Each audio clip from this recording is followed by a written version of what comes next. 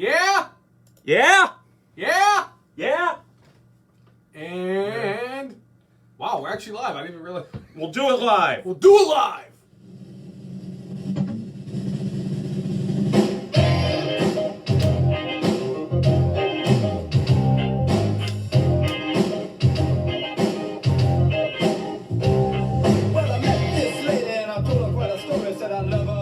Is this not one of the greatest themes in wrestling history? It's definitely legendary.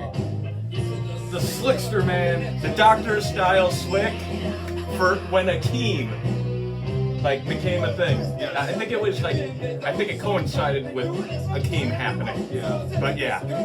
I do, and now that's one of the things that we actually have to talk about later on. I actually want to bring that up too. You know, speaking of Akeem and everything, but I completely botched that. That was terrible. I hit the stop button. I can't stop the Doctor style. What the hell? Jive Soul Bro. Jive Soul Bro, baby. Yeah. Welcome everybody to episode 227 of the F and Marks podcast. I'm Jay.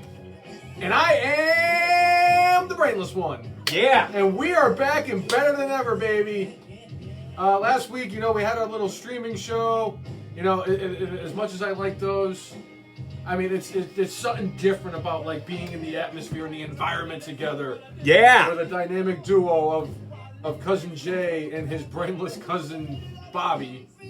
It just feels right. Yeah. If it feels wrong, then I don't want to be right. Yes. But anyway, we actually have a really good show this week. We have Hell in a Cell results from last weekend. Not a huge fan of Hell in a Cell, if I'm being honest. Yeah. We also have, you know, Money in the Bank qualifying matches happen this week, so they're building towards the Money in the Bank pay-per-view. It looks like we're going to have, I think, at least one, if not both of the title matches set up for Money in the Bank. I'm excited. I'm actually happy about this. Yeah. We also had a bunch of releases in WWE, a bunch of returns that happened in WWE and NXT. We have AEW tonight for Saturday Night Dynamite! Dynamite! Yeah! And other news and notes about professional wrestling this week. But one thing I wanted to bring up first. Hey, thanks for tuning in, Nesha. Appreciate I hope it. that's the proper pronunciation of your name. Appreciate anybody who tunes in. Yes, everybody. We love you all. So the first thing I wanted to get out real quick, we have a major announcement that I didn't even know it was like breaking news or anything. I got a text message to tell me. So finally, the biggest issue that we had with Peacock when they got rid of the WWE Network was how were people who have Fire Sticks going to watch the WWE Network on Peacock because Peacock and Fire Stick, or Amazon, I'm sorry, hadn't worked out an agreement. Well, we finally, a few days after the goddamn pay-per-view, finally got Peacock on the Fire Stick. Yeah. Nick Khan finally did something right for once in his miserable life. Right. Not like his brother Tony. Oh wait, yeah, they're not related. Right. Or his great uncle Genghis. Right. Remember when he totally ravaged the San Dimas shopping mall? Great. I do. But I'm absolutely happy as all hell. Peacock is now on the Fire Stick. I get my fix of WWE. I get my fix of Ron Swanson. I've been watching Ron Swanson for 2 days straight now, and believe me, it's not gonna change today. Unlike the facial hair that's coming back, but yeah. Nesha said that they sent her an email and she deleted it after laughing because she has a Roku. You know, I've got a Roku and a Fire Stick. Like I got the Roku upstairs and the Fire Sticks downstairs. Mm-hmm. So it's like, all right, well, I'll just watch it upstairs instead of downstairs. I have the same size TV upstairs as downstairs. Now I could watch it in both. You know, honestly, I should probably turn on both just to celebrate the fact that I could watch it on both. Yes. Which is funny too because like I have one set up. It's built into my TV in the living room, and then in the man cave I have a separate unit of the Fire Stick in there, so I could actually watch it in both the man cave and the living room. That's what she said. Right, but I have the luxury of being a wrestling fan who is with another wrestling fan. Because my fiance actually is a wrestling fan, so I don't really have to go hide off and watch 2 hours of SmackDown every Friday. I'm just very fortunate that Nicole is a huge wrestling fan, so I could actually watch wrestling with her, talk about wrestling with her, and of all things, I had to console her yesterday because her favorite tag team got released as part of the next round of releases from WWE.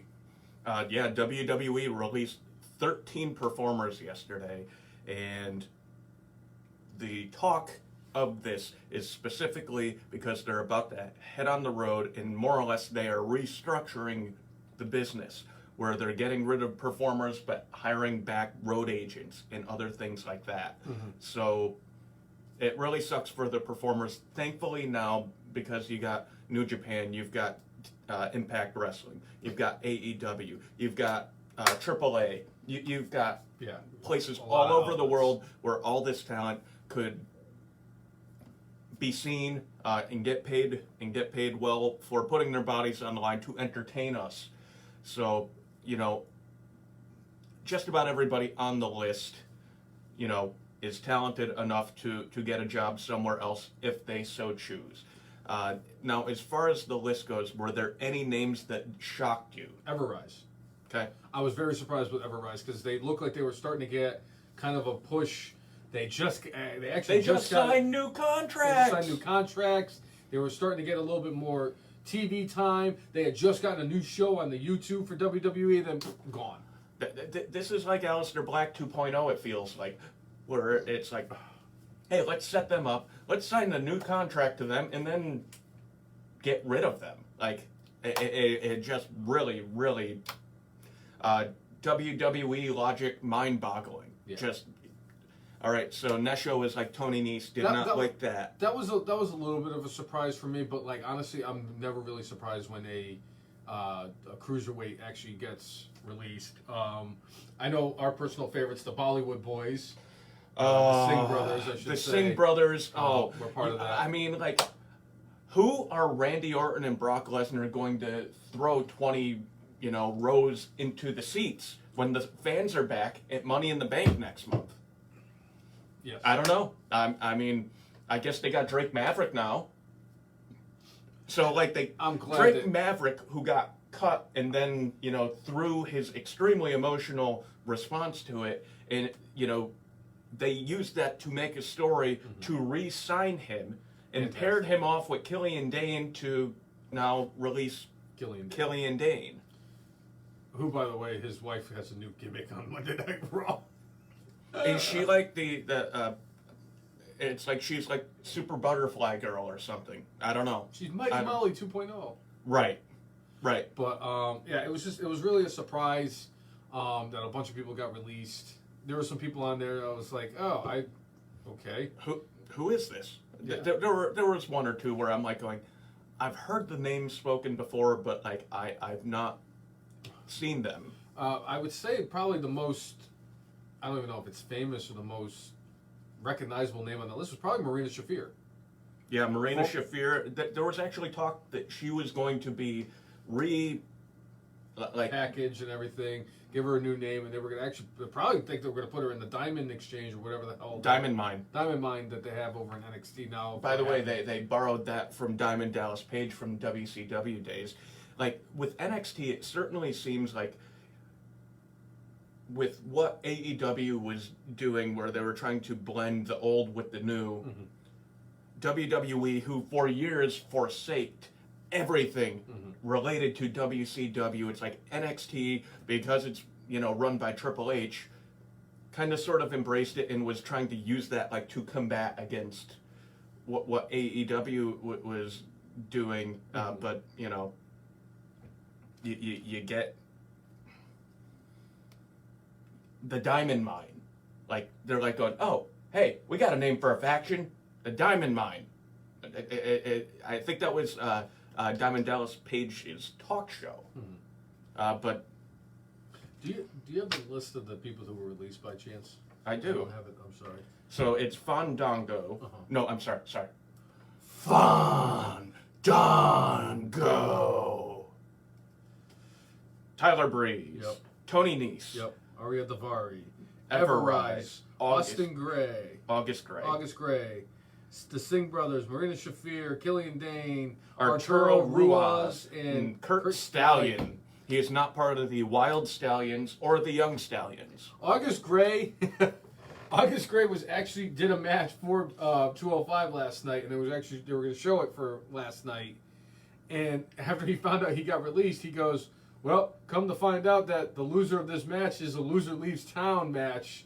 Breaking news. And of course, people were getting butthurt. They're like, "Why would you say that after all these people were getting released?" And I'm like, "Are you people this fucking stupid?" I'm sorry. I'm starting to feel a certain type of way about a certain wrestling fan. This is upsetting to me. But it's just yeah. Nicole said the best cut yesterday was Kanisha Mobley. For those who don't know, Kanisha Mobley was a writer for Monday Night Raw. She did an interview recently on a podcast where she said she had no idea about professional wrestling, and she got hired based off of other writing she had done. Now, I understand. Hey, you don't necessarily need to be into pro wrestling to know how to write characters or know how to write a TV show. Mm-hmm. But I think the thing that was the straw that broke the camel's back about this interview was when she referred to the current WWE champion is what's his name? Bob Ashley? Bob Ashley, I think it is. Or Bob Lashley, and he's got like a couple other guys with him. It's like going, they've been away from him since before WrestleMania. It's like, have you even been watching? Like, you work for them, you can't even tell who the champion is. His faction is no longer existent, and like, it's like... Could you imagine if she was on SmackDown? How she would refer to Roman Reigns? She'd probably call him like Roman Reigns as in like R-A-I-N-S. They Reigns it pours. Ah. See what you did Yeah, there? I think he's the guy who sits at the table. Yeah. Not the head of the table, the tribal chief. Yeah. So. But I just, my biggest thing is she had to go. I'm sorry. I don't, especially with all these releases, especially when we're in the middle of a pandemic, obviously with everything, turning around and everything, because obviously people are getting vaccinated and shit. The biggest thing is... here, at least, yes, they're getting vaccinated. Yes, they're getting vaccinated here. My biggest thing is, rule number one, when it comes to WWE, don't talk about WWE in that light. I'm sorry, it's just, you can't be this stupid. You do not break the fourth wall. You don't break kayfabe. This woman went out there and went on this show and she broke kayfabe. She broke the fourth wall. She didn't do herself any favors by doing this shit. And once you expose the business, you get blackballed and that's it. You're done. God, please, no. I'm sorry. No. But the fact that there was wrestling fans, Technology definitely enhances the fact that there was wrestling fans out there that were basically going after her because of the fact that they were going back after WWE because like, how are you guys going to hire writers? Really? How are you going to hire writers? Well, you were the one that brought it up, in fact, a couple months ago, where WWE, Vince McMahon came up with this idea because of the fact that Friends gets a bajillion freaking views every single week. Vince said, well, if I script my wrestlers and start doing it this way, we're going to have as many viewers as Friends. First of all, why would you ever want to compare yourself to that show? I'm sorry. They had 20 million people watching it every week. Do you know who was not one part of those 20 million people every week? This guy. You know who actually was one of those people who was 20 million every week? My sister, though. So actually, I kind of got sucked into, some of the episodes. Okay, so it wasn't you, but your sister did. But my sister did, yes. I will say this, that show was terrible. Yeah. I do like Matt LeBlanc, though. Right. And the guy who played Chandler Bing. Right. That's all I can. That's the only positive things I can say about that entire show. You know, Nesha, I think the problem is that Vince McMahon is not going to give up control.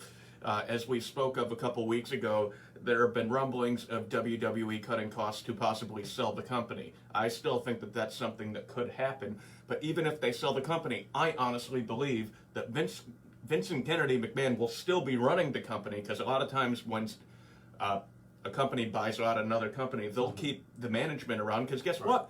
WWE this year is more profitable than they've ever been. And what do businesses like to see? Profits. So they would keep Vincent Kennedy McMahon around with his bad ideas as far as wrestling goes, but good ideas as far as business goes. You know, and speaking of his business acumen, like, I saw an interview Greg the Hammer Valentine did like this week. The Hammer. And he talked about how he is still getting a bunch of money every quarter for the action figures that they sell of him. Scott Hall recently did an interview where he talked about yearly he makes 6 figures from the NWO merchandise alone. 6 figures! Just because of that. And it's because of things like the Bullet Club. And like whenever they do these anniversary shows for Raw or SmackDown, where they bring them back out, they have them with the shirts on, that like, that's why this stuff maintains its popularity, and that's why it's still getting sold, and that's why this is such good shit, pal. Yeah. Side note: this was not planned. It's never planned when him and I wear the same shirt. Ah, it's funny. It's funny because it's It's true. yeah. It's true. Yes. So. Yes. But yeah. It's just, you know, they. And the funny thing too, Jay, and I said this on Monday. WWE questions my intelligence. My intelligence. You know, I have like only like 11 brain cells left in this brain, right? There's like 11, and they just kind of like bounce into each other and just, you know, do stupid shit. All my brain cells look like Peter Griffin. Right. It's just, you know, and the fact that they question my intelligence is what kills me. And the fact that it's on Monday Night Raw, especially with the releases now later this week, like we got, and the fact that we had a couple of rounds of releases earlier on, what we witnessed on Monday, and I know there might be more, what we witnessed on Monday, that's what bothered me. Really quickly, we had a tag team match between Asuka and Naomi going up against Eva Marie and Doudrop. And it's just, the fact that they released Mickie James, the Iconics, they released, there was other... Braun Strowman, all these Samoa people. Joe, Aleister Black. And we lose all these people, but we get Eva Marie back. Another person that we may be getting back soon is Becky Lynch. There were a lot of rumors going around that she was coming back for WrestleMania. In fact, there was a plan for it. They were going to do something similar to the beer truck or the milk truck with Becky Lynch, and it got nixed. And the crux of the story was they were going to have that happen, but Becky did not re-sign a new contract as of that moment, and they didn't. You know, you don't want to build somebody who's about to leave. Right. So she has signed a new contract now, and the fact that they're about to go back out on the road, I'm sure we are going to see her on TV shortly. Yes. So I'm surprised her contract expired. Because wouldn't they treat the pregnancy just like they treat injuries, where they just add on to the time? Of the I guess not. So. Oh, she probably had them by the balls too. So. Kind of like what she did to Seth Rollins. Am I Hey, right or am I right or am I right? Right. Right. But yeah, I'm glad to see Becky Lynch is back, and I know we're going to get her by SummerSlam. No doubt about that.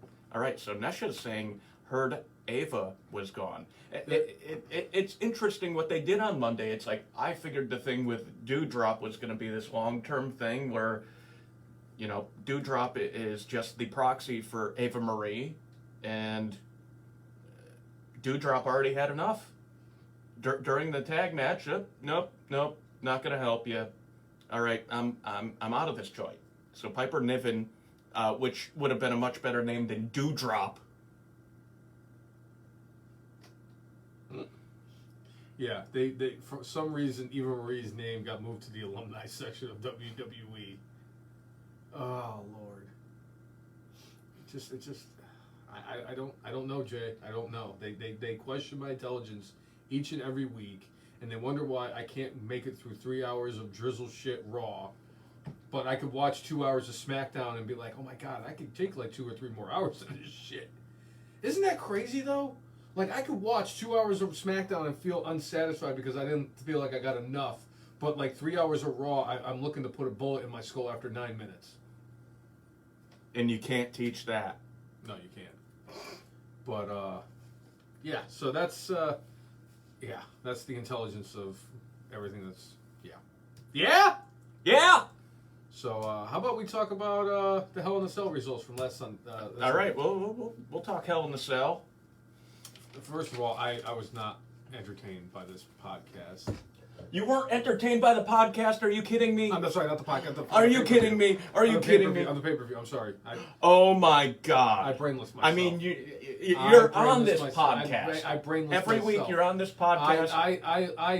Jay, I live, breathe, and would die for this podcast. It was a slip up. The pay-per-view was absolute drizzle shit. I did not enjoy the pay-per-view last week.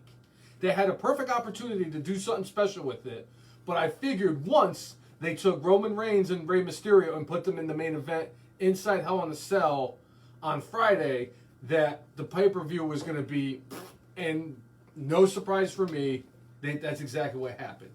Now, in the pre-show, we got ourselves Natty versus Mandy Rose.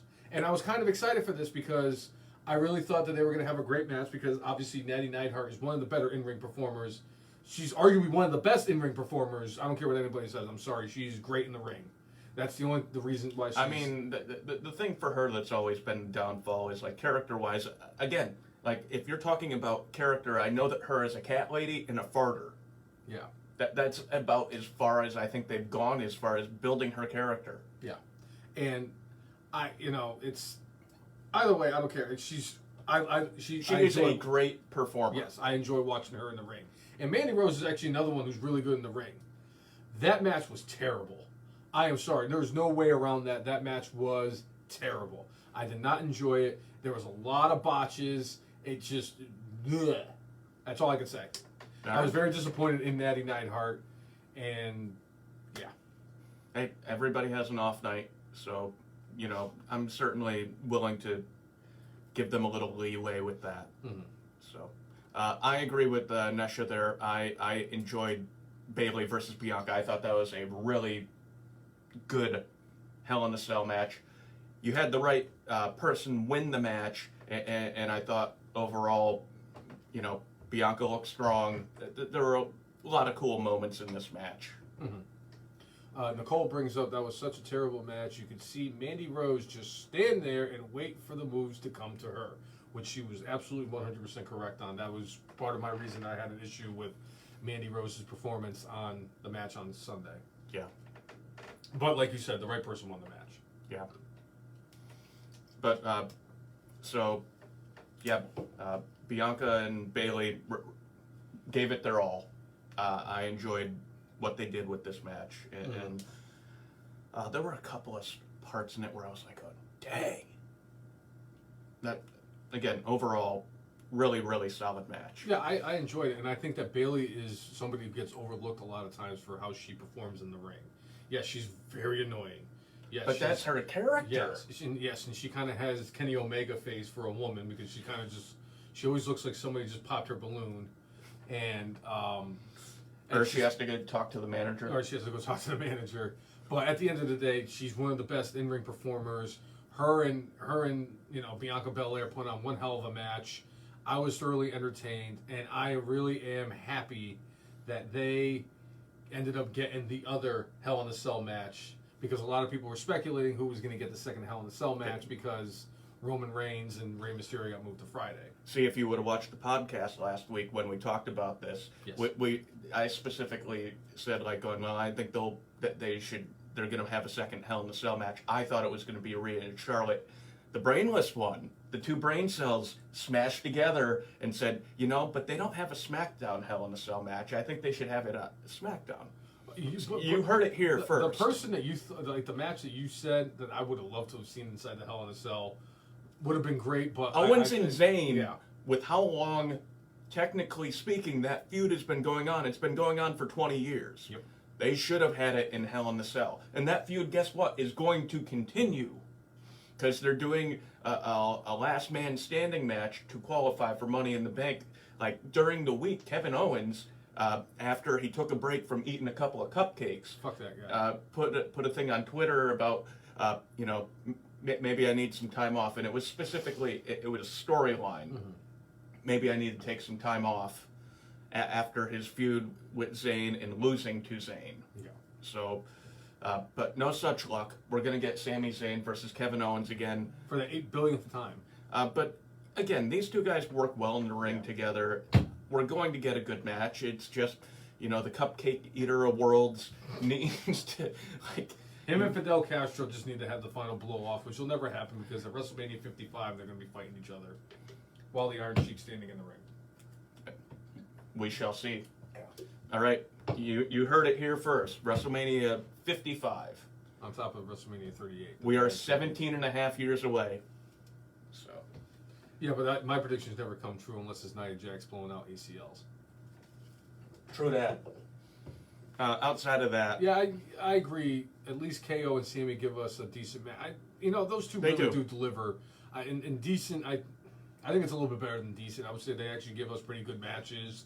I don't think I've actually seen a bad Kevin Owens Sami Zayn match. No, it's always entertaining, and the fact that they've switched, their characters have evolved, is what makes it feel at least a little fresh. Because the movesets for Sami Zayn, it's a bit different now. Yeah. Since the last time they feuded, Kevin Owens now has like the stunner and a couple other moves in the repertoire now. So Owens is a different character, Zayn is a different character. So, speaking of Sami Zayn, the time he finally beats somebody with a blue thunder bomb is going to be a guaranteed good for that week. all right. And speaking of Bayley, also, I thought last night I was finally going to get what I really wanted: Bayley in the swing from Cesaro. That is the only other thing that is a guaranteed good for the week. If I get Bayley in the swing from Cesaro, or if I get Sami Zayn winning a match with a blue thunder bomb. All right. But anyway, moving along. All right, so I think this was the match that probably started getting you upset last week. Rhea Ripley versus Charlotte Flair for the Raw Women's Championship. Two women who, in my view, if you're talking a pure wrestling match, WrestleMania 36, I believe they had the best pure wrestling match on that card. They started, I think it was night 2, in, Yep, they did. in front of that one fan up in the ceiling. They put on a heck of a match, and it's like, all right, yeah, let's see them do that. Again, with how big and how physical both of them can be, I thought it would have been better in Hell in a Cell. Yeah. But again, you were right as far as like, hey, they don't want to have two Raw Hell in a Cell matches here. Especially considering the fact that you already had the USA Network getting pissed off that Fox was getting a Hell in a Cell match on free television. But wait till Monday. Wait till Monday, because there's nothing that really makes me happier in professional wrestling than oversaturation of something good, and that's exactly what we got on Monday. But Rhea Ripley, Charlotte Flair, Great match, having a great match. But you could. There have been many times throughout wrestling history where you have this great match, and then at the end you're like, they give you the fuck finish. And right here, it's clear that we're getting Charlotte and we're getting Rhea at Money in the Bank. I believe it was officially announced Monday on Raw by Adam Pearce and Sonya Deville. Yes. They talked about, Rhea specifically got herself DQ'd because she was about to lose. And taking a page out of Charlotte, actually I should say out of Charlotte Flair's father's book. The book of dirtiest goats. Player in the game. The Goat of Goats. The Book of Goats. Yes. Where Ric Flair just writes about everything that's happened in his career, and it's freaking thicker than 12 dictionaries put together. And there was another moment in Ric Flair's career that happened last night. Yes, it did. We'll get into that in a bit. But I understand this is a way that you keep Rhea Ripley looking strong, you keep Charlotte Flair, going. and you continue on with this feud. Because they're gonna get their money's worth out of this feud, and you know what? The fans deserve it. Because every time the two of them get in the ring, it's good action. They have great matches. They have good in-ring chemistry. They work very well together. So they're close to the same size. Yeah, they're both about 5'10", 5'11". Because Charlotte is usually taller and bigger than the lady she goes against, unless she's going against Tamina or Nia. Right. But so the fact that you have somebody like Rhea Ripley, who is very tall and she's very strong. Yeah. I'm a fan of hers. I really am. Yeah.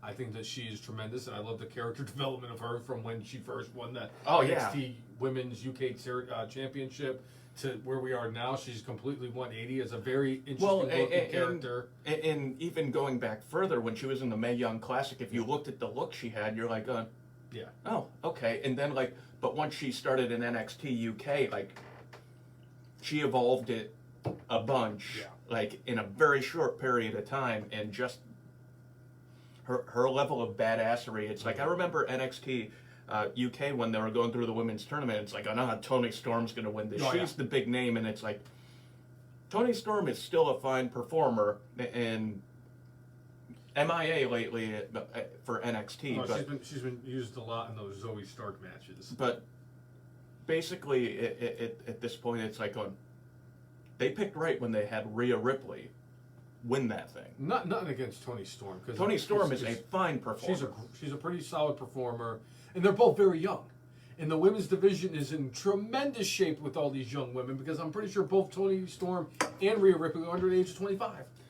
And speaking of which, Charlotte this week was asked specifically, why are you in the title picture so much?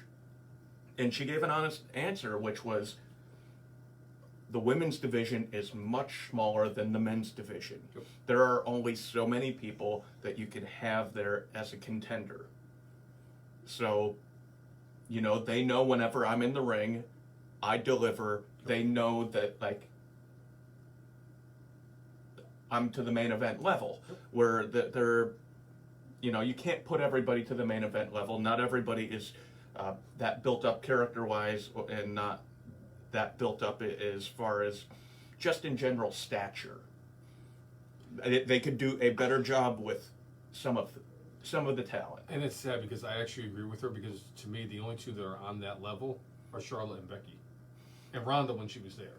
Sure, but I love Asuka, but she is at best she's a lower main event, very top of the mid card talent. And at this point, she does great work with what she does. And I would put Sasha and Bayley are probably a tick above the next tier below the two of them. So you have a handful of women who you're going, main event. Yeah, main event.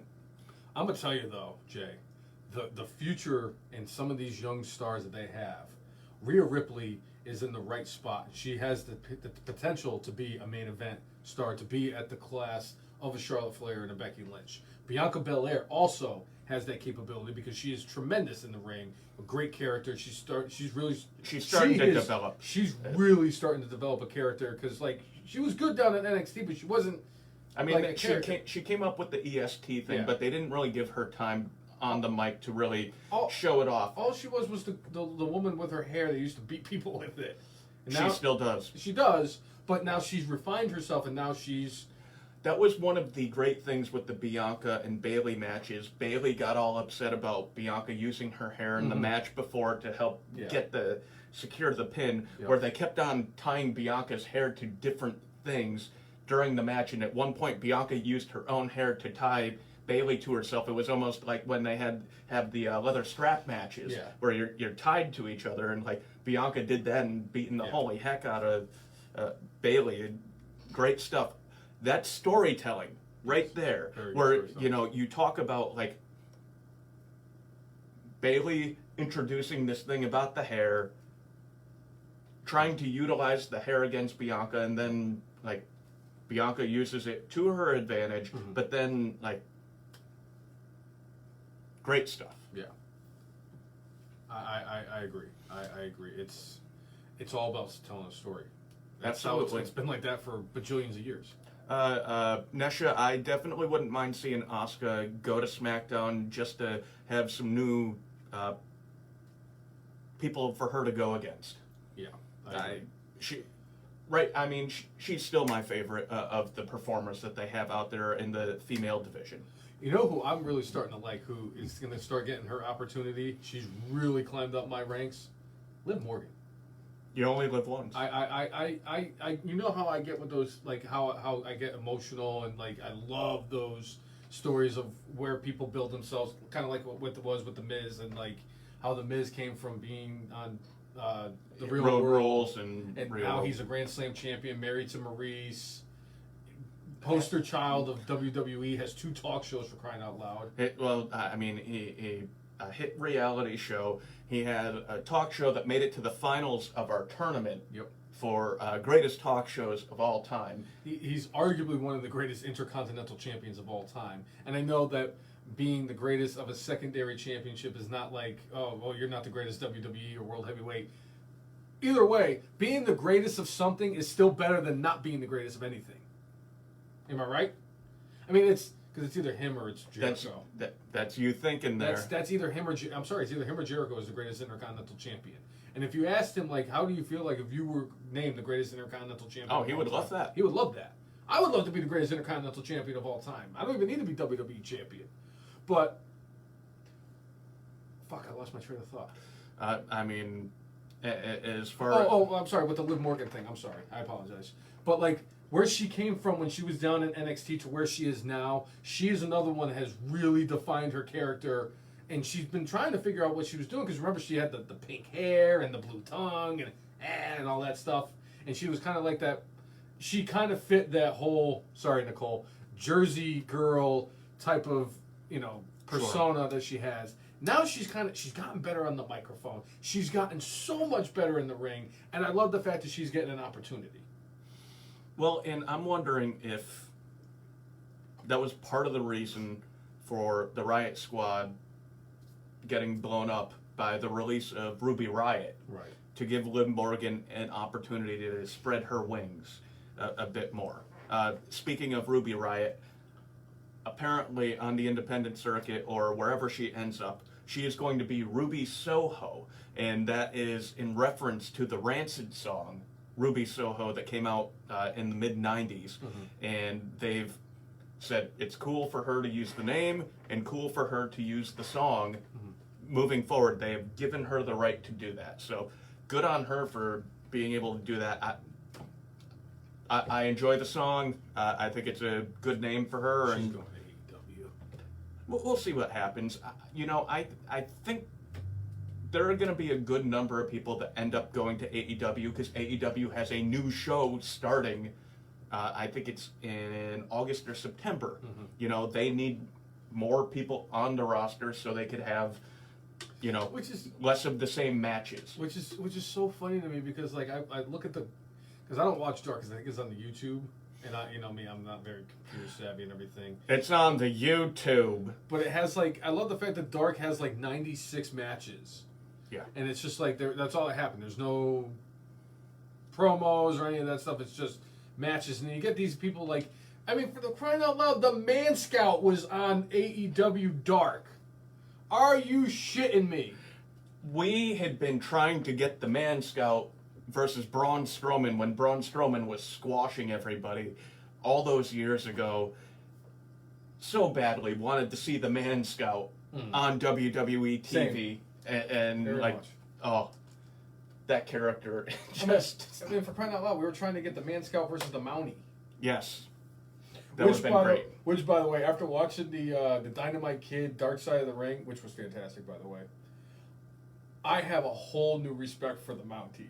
Jacques Rougeau is somebody who also climbed up my list of people I enjoy. Did they tell the story about how a sock of quarters and he smashed him? Where I guess he had a roll of quarters in his hand and he punched the Dynamite Kid, dropped his coffee, blood everywhere, teeth, knocked out 4 of his teeth. Yep. And then Dino Bravo's like, you're not going to fuck with him because I got the Mafia coming after him. And, of course, he didn't deny it. That was my favorite part. I was like, yo, this is fucking great. The Mountie, are you kidding me? Should be WWE Hall of Famer. And I'm pretty sure that incident is what is keeping him out of the Hall of Fame. Who knows? Anyway, sorry. With all that, I'm glad Liv Morgan's getting an opportunity. It sucks that, her friend had to get released. Two of her friends had to get released over the last year. Because, like, Sarah Logan, too, who just had her baby. Well, Sarah Logan wanted to do other things. Yeah. So. Yeah, she wanted to be a Viking. Just not she be part is of a Viking. But she didn't want to be part of the Viking experience. No, she didn't. No. Who did? Not even the Viking experience wanted to be part of the Viking experience. The Viking Raiders is a good name. I'm trying to think if we actually did a tournament of like the shittiest names that they Can came we up do with. a tournament of shittiest names for the Viking Raiders? Because they had like 6 of them. They were the Viking experience. They were the And we could take their former names that they used on their own. See, they could have kept them as the War Raiders. I love the name of the War Raiders. I know they can't be the War Machine because that fucking douchebag ruined everything for that name. But they could have been the Viking Warriors, or the Viking Warriors. Yeah, I'm just yeah. But anyway, back to Hell in a Cell. All right, we had Alexa Bliss going against Shayna Baszler. There's one word that I can use to describe that, what I witnessed with that on Sunday. And I'm gonna use a word to describe one of the greatest, most underrated, underappreciated wrestlers in all time. That would be Goldust. That match was bizarre. That's all I'm gonna say is that match was bizarre. I don't really have many words for stuff like that. I will say I love what Alexa Bliss is doing with this character. It is so different. And it's so out there. And you want to talk about character development. My goodness. From where she started to where she is now. When she was a valet for Blake and Murphy. And then why are they leaving the tag team down there, but she's going up to the main roster. Which is sad because Buddy Murphy could actually wrestle. But they cultivated this thing with her where they're like, all right, maybe she's not the greatest in the ring, but her character development is up through the roof. So Alexa Bliss, in an era where they don't always give you enough time to develop a character and get to a certain level, like everybody talked about the 4 horsewomen of pro wrestling coming from NXT. Yep. There was not a lot of mind paid to when Alexa Bliss came up, and you know what? She took her opportunity and knocked it out of the park, and continues to take every opportunity they give her and knock it out of the park. Now, yeah, they've had to limit her in the ring because of concussion issues and other things, so I'm happy that they're keeping her safe, and happy they keep her on TV because she keeps on driving storylines. She was the driver between a WrestleMania storyline when Bray Wyatt was not on television. She kept that thing going for almost 6 months. For crying out loud, she wrestled Randy Orton! And won! She beat Randy! She beat a goat! So how many people can say that? Because people were sitting there and they were talking about oh, Bray Wyatt got buried by Randy Orton, and it's like, it's Randy fucking Orton. Is really losing to Randy Orton that big of a deal? It is not the worst thing. No. It's not like she lost to he lost to the Great Khali or something. Yeah. And the fact that, Alexa Bliss, yes, I know there was a lot of fuckery and chicanery and all that. I know there was all that stuff. But at the end of the day, she still beat Randy Orton. And she has been one of the most watchable things on Monday Night Raw. Eventually, The Fiend will be coming back. What's going to happen with The Fiend, who knows? But we are going to get The Fiend coming back soon. He's getting... They're using him, they're basically promoting him for future Raws and everything like that. Yeah. Eventually, we're going to get the storyline with them kind of culminated. But in the process, them picking Shayna Baszler was smart. Because I know we talk about Shayna Baszler and how Petey cuts better promos than Shayna Baszler does. She's gotten a bit better, but she's kind of in that Baron Corbin. She's in the Baron Corbin. Baron Corbin's gotten so much better. I will defend Baron Corbin to anybody. Yeah. But putting her in the ring with Alexa Bliss was smart. Shayna Baszler, for what she is one of the safest people to work in the ring. So putting her with Alexa Bliss was smart because Shayna Baszler is going to protect her and all this stuff. I have a profound respect for Shayna Baszler for what she does inside that ring. And I thought that was a great choice, and just the bizarreness and the interesting idea of that whole match between the two of them. Wow, that's all I can say. Yeah, I think you said it all. Weird match. It's not quite like a build up a Papa Shango versus the Ultimate Warrior back in the day. Or even Ultimate Warrior versus Hulk Hogan in WCW. Similar, yeah, but not the same. But, it's like not quite the acid trip that the Firefly Funhouse match was with John Cena. Oh, I still love that. That's still one of my favorite matches ever. I love that whole... Especially because this is where this came from! It is. It's such good shit, pal. So... Yes. Speaking of John Cena did confirm during an appearance on late night TV he will be back in WWE. He has not said when. He did specify that there are issues if he's shooting a movie where he won't be able to do it. But he said he will be back in WWE. He just doesn't know when yet. We all know when. It's either going to be Money in the Bank or SummerSlam. Yep. Probably SummerSlam. I mean, they specifically brought Edge back to help get butts in the seats for Money in the Bank. But they also are using that to kind of set up Edge's big match for SummerSlam because they are treating SummerSlam like WrestleMania this year for whatever reason. Fine. Well, it's because they could actually have a completely full stadium as opposed to WrestleMania, which was in a 1/3 full stadium. And I will say this: WrestleMania was not bad at all this year. WrestleMania was very solid this year. It was. Even with the 40-minute delay that first night, Lashley and McIntyre, they had a great start. And to me, I wanted Lashley to win, but I was surprised that he actually did win. Yeah, same. And speaking of that, why don't we get into Lashley versus Drew McIntyre? For the 8 billionth time. Again, another solid performance between the two of them. Yeah. I'm sorry, it's... I am 100% still on board with Bobby Lashley. Give me all the Bobby Lashley's WWE champion that you can. I'm 100% on board with this. He is doing his best work right now as a heel. I love it. And the fact is that the unsung hero of Bobby Lashley being the biggest star on Raw is motherfucking Montel Vontavious Porter, one of my personal favorites, MVP. Who has been the quote-unquote MVP of Monday Night Raw for me. I love what he's been doing. And it's funny because he's been out because of his knee injury that he suffered, but he's still MVP. He's still MVP, and they utilized that in the match where he passed the cane into Bobby Lashley to be able to use it to beat on Drew McIntyre. But, I always talk about this. I love the hard-hitting matches that looks like they beat the hell out of each other. And that's what these dudes did.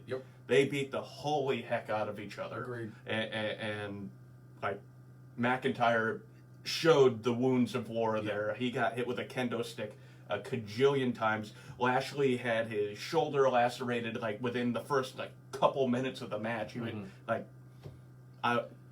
I enjoyed the heck out of this match. The two of them have had one fantastic rivalry this year. They have done great matches. They've told a great story. I'm loving Bobby Lashley as heavyweight champion. I hope he keeps the title. I want him to have a significant run with the title because he deserves it. I'm sorry. At the end of the day, the man deserves it. Because when you go out there and you work hard, you bust your ass, and you get a reaction from the fans, which is the three most important things. And they spend their money on your merchandise. Those are the things, and I am still clamoring SummerSlam, Brock Lesnar, Bobby Lashley. I love the fact that MVP came out this week on social media and said Lashley doesn't fear Lesnar. I said, yep, there it is. That's all we needed. Because I really do think I've been talking about that match since before Bobby Lashley came back to WWE. But I was talking about having them have an MMA fight because I want to see the two freaking balls in the freaking ring beating the hell out of each other, whether it's an MMA fight or a wrestling match. Because guess what? You know that even if they're doing a wrestling match, those dudes are going to try to one-up each other, and they're going to, like, it's going to be stiff, and it's going to be freaking awesome. yes. Even if it only lasts, like, 5 minutes, you know that it's going to be, like, a high-powered, ass-kicking affair. Agreed. And it's going to be fantastic. And I'm 100% on board with seeing that match. I think we ultimately will get it at SummerSlam. I don't know how they're going to fight at SummerSlam. I don't know if we're going to get like the pit or the Lions Den match. I want to see that.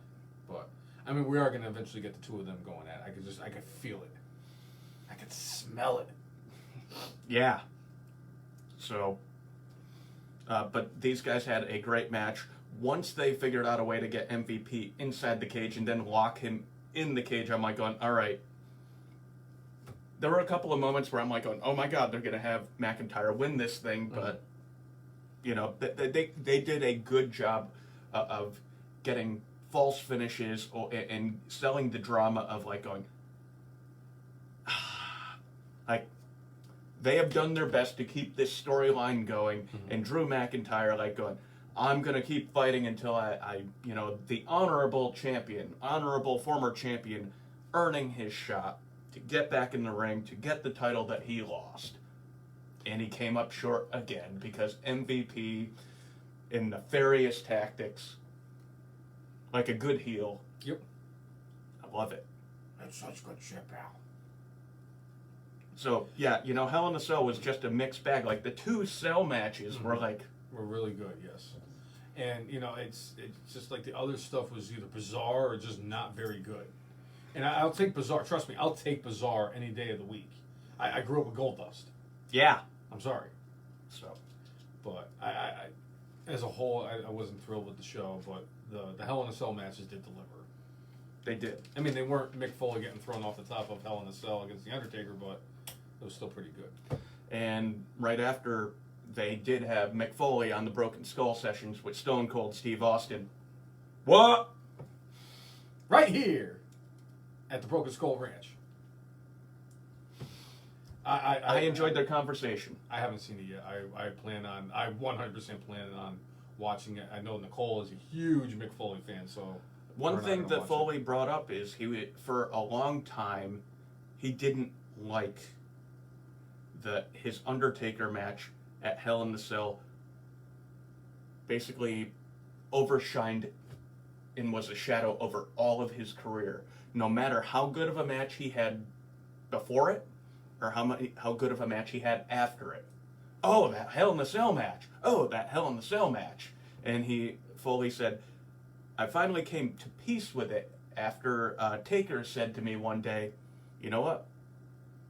Not everybody has a match that everybody will remember. Yep.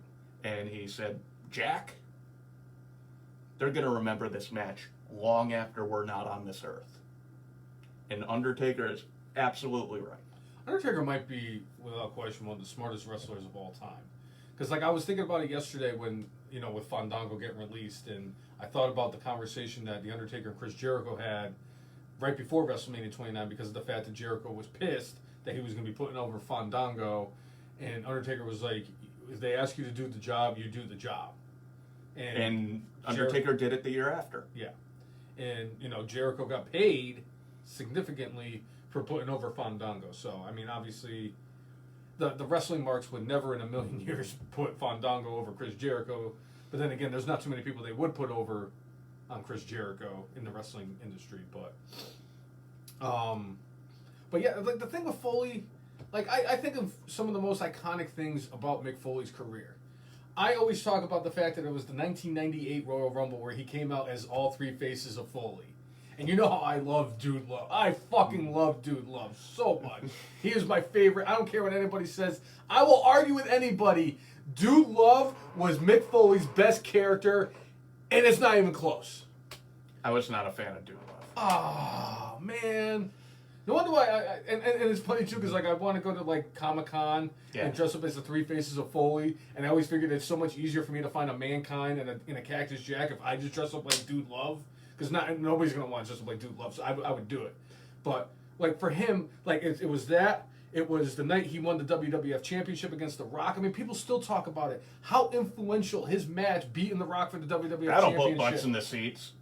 Thanks, Tony Schiavone. It turned the narrative of the Monday Night Wars back into the favor of WWE. That was the last time WCW won. Yep. And I think it was like 500,000 people switched over from WCW to Monday Night Raw in that 90 seconds. And Jim Ross said, Hey, Bischoff, thanks a lot. It's incredible. And it's like Foley doesn't get the thing about Foley is I think he always gets overlooked because of the fact that he wasn't The Rock or Stone Cold or Undertaker or Triple H or Kane. But I mean, what that did for everybody, or what that man has done in his career, like how many legendary rivalries was Mick Foley a part of? He is, in my opinion, the Undertaker's greatest rival. For me, my favorite is him and Van Vader in the early '90s and early to mid '90s in WCW. Yeah. Oh, absolutely, him and Cactus Jack. I mean, think about what he did for Triple H's career. Yep. Edge didn't become Edge until he had his match with Mick Foley at WrestleMania 22, I think it was, or 23. It was in one of the early 20s. Yeah. Where Edge speared him through the flaming table. Oh God, I love that match. Mick Foley has done so much for so many people's careers. I have the utmost respect for him, and there's not really anybody in the wrestling industry I have more respect for than Mick Foley. I am really excited to watch this Broken Skull session because I'm a Foley mark. Right. At the end of the day, and obviously because Steve Austin's my favorite wrestler, I can watch Steve Austin talk with anybody. Speaking of which, drink a beer. What? They asked CM Punk if he would actually make an appearance on the Broken Skull sessions, and he said, "Money talks." Right. Shocked, I know, right? But I'd love to see Punk and Austin on the Broken Skull sessions. I really would. Years ago, when they were hyping the video game that Austin was in, and like it was Jim Ross as the MC of it, and like the tension between Punk and Austin, like in character, was like palpable, and Austin just kept on. We're talking a video game here. We're talking video game here, right? Talking video game. You could tell it's like, yeah, they weren't talking about the video game. They're talking about the two of them. And like the writing for the two of them together in a feud. It would have been perfect. I mean, you got the straight edge dude with the dude who, drinks beer all the time. So again, that storyline would have written itself. We never ended up getting that, but and I'm going to sit there and I'm going to tangent our way into SmackDown for a second because we did get, during Shinsuke Nakamura's coronation yesterday, Pat McAfee taking a couple of water bottles, splashing them together like Stone Cold, and on top of the announcer table, guzzling 2 waters. Beautiful. Love it. Love it. Mm-hmm. Pat McAfee, every fucking week, he just keeps getting better and better. And he is one of the bright spots of SmackDown is just a great show. I don't care what anybody says. I will defend SmackDown until I'm blue in the face. Raw is crap. SmackDown is tremendous. And it's all because of Paul Heyman. Yeah. Because look at it. And Nicole and I were talking about it. I was like, at this rate, WWE is going to be basically, SmackDown's just going to be the Roman Reigns show. It's going to be Roman Reigns, the Usos, and whatever. And that's fine. If they want to give this Roman Reigns a 2-hour show, I'll watch it. Just throw whoever the fuck you want at him for a month and then put him back on Raw. You know, give him a talk show called The Reign of Terror. I see what you did there. See? Let him talk for 2 hours. Table talk. Right. With the head of the table. Yeah, head of the table. Him and Paul Heyman just talking for 2 hours. Yeah, I'm on board with that. Yeah. And the Usos standing there. I understand you. I understand you. You bro. Oos, I understand. So. But since you brought it up, it's starting to look like Jimmy Uso is starting to fall in line with his cousin Roman. As it was last night, because we haven't seen Jay. Jay wasn't on the show last night. So Roman told Jimmy that if he is on his side, he needs to prove it tonight by having a match. So Paul Heyman sets it up for Jimmy Uso to go up against, what a surprise, The GOAT. Dolph Ziggler. The man who sells everything. Such a great worker. Yes. Hell of a match, too. I enjoyed Absolutely. the match last night. It looked like it was going to be the main event. Like, when he was coming out, like, around 9:30, I was like, oh, they're really good. I'm like, they're going to give him 30 minutes.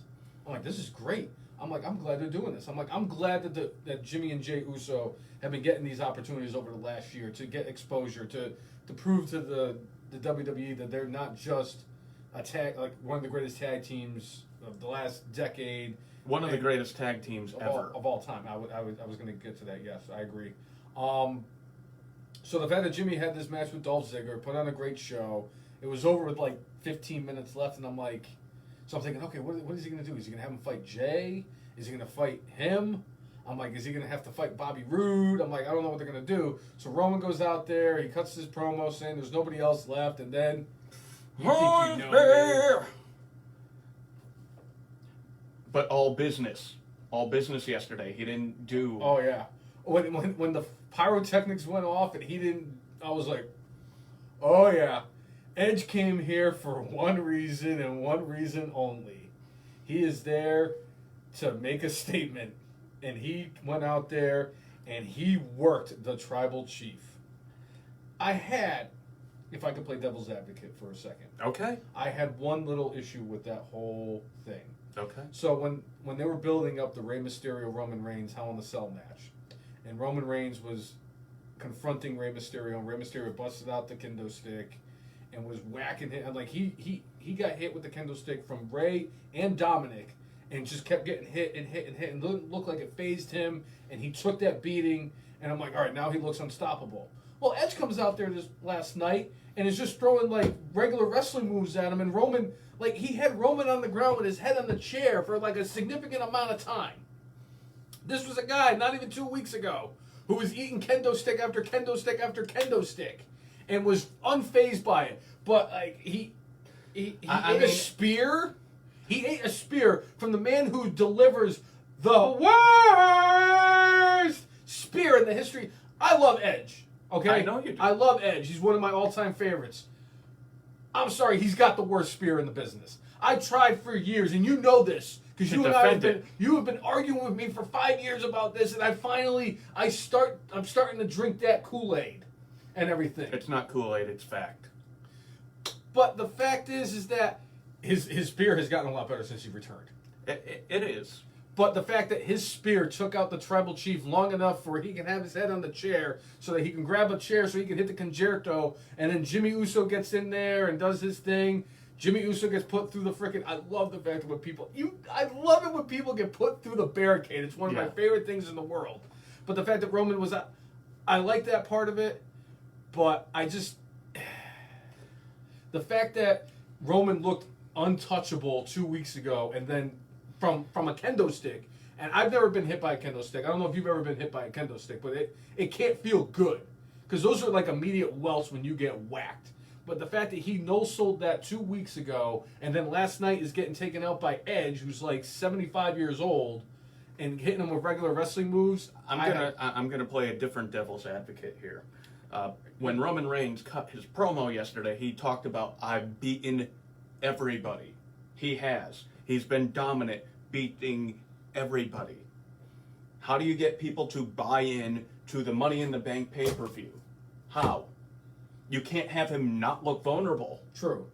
So yesterday was specific to that. Now, character inconsistency, and I'm going to go with this minor little caveat of character inconsistency that I was just like, hey, wait a second. Hey! But, you know, when it came to that, you know what the thing that most bothered me about this whole thing at the end of SmackDown? The damn shaky camera for 45 seconds when Edge was plowing Roman Reigns' head into the desk. And it wasn't just one camera doing the shaky camera. It was two cameras doing the shaky camera. I'm just sitting there, I'm like going, Kevin Dunn, I hate you. You have made this segment now unwatchable. I'm going to go outside and I'm going to throw up because of how crappy this looked. This made me dizzy. This didn't make me think that this was more active. No, it's terrible television production. I hate when they do that. He was probably, satisfying himself watching a dam being built while that was going on. That's why it was kind of shaking, because he was kind of. Never mind. I'm going to stop before I get myself in trouble. All that being said, I'm going to go back to one thing. Earlier on in the show, when Roman was asking where Jay was, he's right here. Jimmy was like, "Yeah, Oos, he told me, he's not showing up and he's not coming back." Rewind several months. Roman Reigns, part of his promo, part of his thing going around this whole time, I'm the tribal chief. Who puts food on the table? Who puts food on the table? So I have to ask, is Jey Uso eating food? Oh, so you're saying he's back in catering? No. What I'm saying is if Roman Reigns is the one that's been putting food on the table for the family, Jey Uso is no longer with the family. How's he feeding himself? Are they going to have a storyline where he's like, out, selling a timeshare? I mean, that sounds like a great idea. Great booking, right? Right. Am I right? Right. Anyway, that hit me as I was watching. Like, how's Jay feeding his kids? How's he putting food on the table without the tribal chief? Right. And it's funny that you and I kind of like just tore apart the whole Roman Reigns thing, But it was great. It was still great. Because like the rest of this week between Raw and SmackDown, they did a lot of questionable things. For me, the things that really stick out the most was because when I was watching the promo and like the build up for what they were going to do for Monday Night Raw, and they're like, we have 3 qualifying matches for Money in the Bank, and then they said, and then I want to say it was the Styles Ricochet one, which by the way I fucking enjoyed the hell out of. That was you got to see a barricade. That was my favorite match of the entire week. Money in the Bank, or not Money, I mean, Hell in a Cell, Raw, NXT, SmackDown. Obviously, I don't give a shit about Kenny Omega. He can kiss my ass and do other things, but I don't like that guy. He can get plastic surgery. That piece of shit. That's all I care. Ricochet and AJ Styles. Whenever the two of them are in the ring and they're wrestling each other, sign me up. I'll watch them every single week. They are for me, they are the singles division's New Day and the Usos. Because of the fact that the two of them have worked very well together for a very long time, they have great chemistry, and I enjoy watching them. That and the fact that usually when Styles and Ricochet go at it, there's going to be some kind of crazy setup into the Styles clash between the two of them, because I'm just convinced they do that just to set it up perfectly. They had a wonderful match on Monday. It was my favorite part about Monday Night Raw, and I am so happy. I don't care how it happened or what.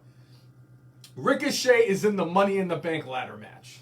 They did something right this week, which they never do. And they did have Omos go through the barricade as I think it was the Viking Raiders. Were out there getting involved. So again, parallel storylines. I enjoy when they have parallel storylines kind of intersect, where you got the Raw Tag Team Champions and the Viking Raiders thing going along with AJ going against Ricochet at the same time. And typically when they have like one of the tag team champions in a match for the Money in the Bank, it pisses me off, because I'm like, it's kind of like stupid booking. You know what's going to happen. You know what's going to happen. But the fact that, like you said, it just intertwined all these different storylines, it made sense. That and the fact that Ricochet's in the Money in the Bank. He's not going to win it. I would probably go nuts more so if Ricochet wins it than I did last year when Otis won it. Specifically with this year, like there were a couple of people that won on Monday Night Raw where it's like going, yeah, you're just putting this person in there because they're like, if you want to talk about somebody who's going to have like spots in the match where you're like, holy crap. That's why you put John Morrison. That's why you put John Morrison in there. You have him go against Randy Orton and have a messed up finish where Matt Riddle ends up costing Orton the match. I know some wrestling purists, probably every wrestling purist, probably did not like the wheelchair scooter thing around the ring. I thought it was freaking hilarious. You sit there and see Miz going like this as fast as he can, as you see Riddle on his stupid scooter going around the freaking ring. But in the end, at the end of the night, when Matt Riddle had his match with Drew McIntyre and wins and gets into Money in the Bank, and he's expecting Randy Orton to be all congratulatory, and Orton's like, bruh. Like, what the hell? I thought it was funny that more than one qualifying match for Money in the Bank had outside interference with it that led to a distraction that led to a victory. It just felt like very lazy booking on Monday Night Raw. That and the fact that not only that, because when they said that there was 5 qualifying matches, I said, well, how many? I'm like, so they're going to have 5 from the men's? And then I was like, oh, shit, they could do the women's too, dum-dum. But the fact that they had 2 women's tag team matches for a match to determine a singles number 1 contender, technically speaking, type of deal. And then the first one, we had Naomi and Asuka going up against Eva Marie and Doudrop. And I just thought it was stupid. I'm like, this woman just debuted on the main roster last week, and now she's getting a shot at the title, at a possible title shot. And then there's Eva Marie, who hasn't wrestled a match in 5 years. Who knows how long the last time Eva Marie actually wrestled a match. Do you think they should put Doudrop with Slapjack? I'm gonna, Match made in heaven, right? Right. Part 2. But I just thought that, like, that's where they really question my intelligence. I'm like, so this woman who debuts in the main roster last week is now in the Money in the Bank qualifying match because you really don't have enough women to do a Money in the Bank ladder match. But, you know, I'm trying not to jump to conclusions on stuff that gets formed until I see the final production. I'm just it's the Bray Wyatt effect now that I'm going to refer to it as. Right. Because I jumped all over Mr. Rogers and then he became a fiend. A goat. Yeah. Yeah. So, and I will say this too, Jay. I didn't know it was a qualifying match until like they were making their way to the ring, and they were building up this whole Naomi and Asuka and all this stuff. And I said, I swear to everything I believe in, if Asuka jobs out to Doudrop and Eva Marie, I will cancel Peacock. I'm sorry, Ron Swanson. I will cancel Peacock. I will napalm this podcast. I will never, ever watch wrestling again because this would be the dumbest thing that Vince McMahon has ever done, considering they came up with the Katie Vick story. That is a huge, huge thing. But luckily for me and everybody else, not only did they not bury Asuka with Doudrop, Asuka won the match! Asuka is in the Money in the Bank for the 2nd year in a row! Yeah. And Naomi's in there basically just like the John Morrison thing. She's in there because you know she's going to have some crazy thing that's going to happen in that match, and I'm on board with it.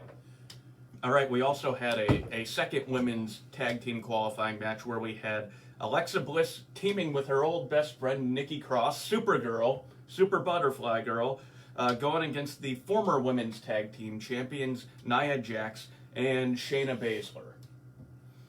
At one point near the end of this match, we had Alexa trying to hypnotize Reginald. Mm-hmm. Yeah. But we had Alexa and Nikki Cross go over in this match. I'm so happy about that. One thing that I would like to bring up about that really stood out for me in that match. I love the fact, like, you know, they kind of just put the two of them together, Nikki Cross and Alexa Bliss, because they really didn't have anything else for Nikki Cross, and Alexa Bliss, they were just trying to protect her as long as they could.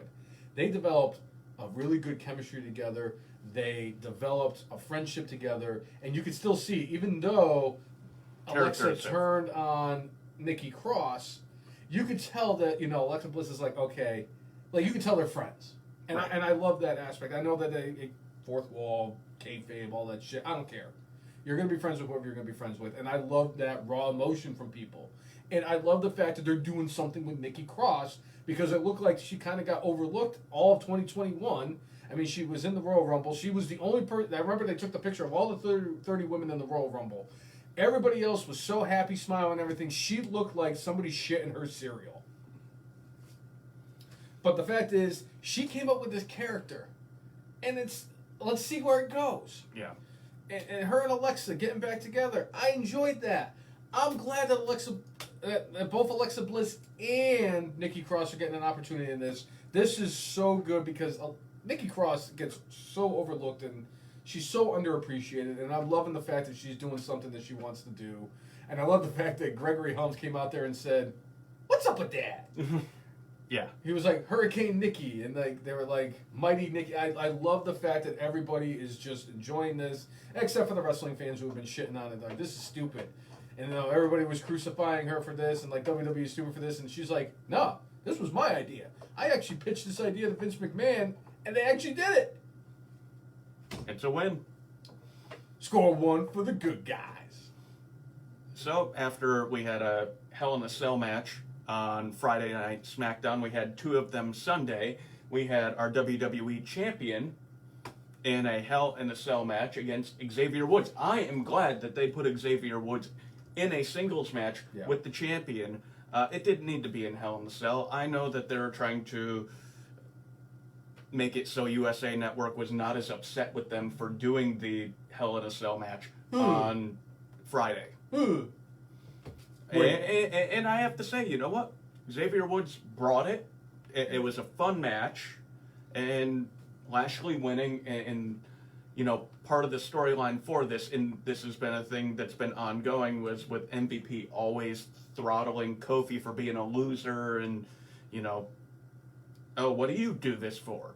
You know, you know, Lashley's doing it for fame and fortune, where Kofi's doing it for his family and for his friends and everybody he holds dear. You know, you're creating a clear separation of goals and standards and principles between these two people. And they set up for Kofi, good for him, getting a title match at Money in the Bank against Bobby Lashley. And it really does look like MVP is trying to persuade Kofi Kingston to leave the New Day, to join forces with the Hurt Business. Become part of the Dark Side. I think that would be tremendous, because I'd love to see heel Kofi Kingston do something, because like we got a small sampling with it when the New Day was heelish, but obviously they're better as a face faction. I'd like to see what Kofi Kingston can bring to the table as a heel. I have a crazy tinfoil hat theory in that whole regards, though. Yeah? It looks like they're trying to get Kofi Kingston to join the Hurt Business. Yep. What if they swerve everybody and it's Woods that ends up joining the Hurt Business after turning on Kofi Kingston? It's possible. I did see some rumors out there that during the draft, they plan on bringing Big E to Raw, with the fact that they screwed up his storyline with Aleister Black. So the plan, allegedly, is to bring Big E to Raw, but he is not going to, like, team up again. Like, they're still going to, like, do stuff together, but they're not going to be together type thing. I have a feeling he's going to come to Raw with the Money in the Bank briefcase. I just got a sneaking suspicion. We shall see. But Big E did find himself after last night. He has qualified for the Money in the Bank ladder match. I mean, I would have loved to see him win Money in the Bank. I don't like the fact that he beat the Intercontinental Champion to qualify. You know, I mean, like, they had a long feud. In the end, you had Apollo Crews go over, make him look strong, and now they're going back to the 50-50 booking bullcrap. Apollo Crews needs to not be 50-50 booked. If you want him to ascend to the next level, he can't sometimes win, sometimes lose. He needs to be dominant or have nefarious tactics and just win. Yep. Figure out a way to win.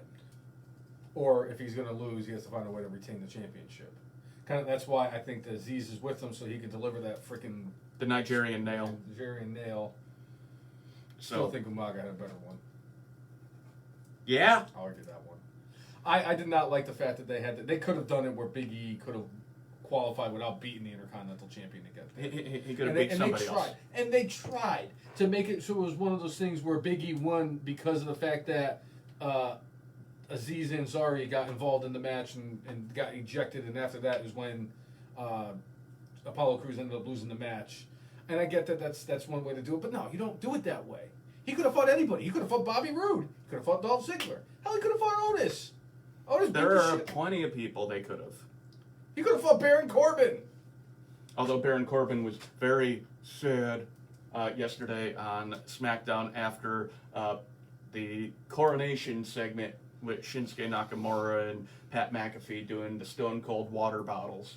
I'm mad that I missed that whole Pat McAfee thing, because when that came on, I was like, oh, I wonder, because I had to take a shower, so I was like, I got to figure out when I'm going to take the shower. So when they were announcing the coronation, I said, it's going to be stupid, so I'm going to take a shower. But you missed the goat doing a goat thing. I know.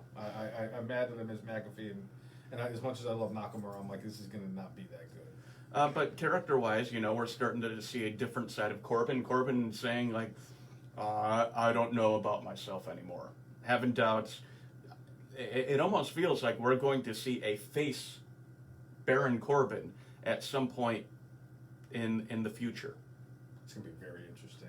They might give him, a few weeks' time off. This is one thing I will give WWE credit for right now, is storyline-wise, when they write people off TV, it's not like at Money in the Bank in 2011 where CM Punk, I'm getting out of here. I'm taking the WWE WWE title with championship it. and bringing it to Japan and Ring of Honor and all those places.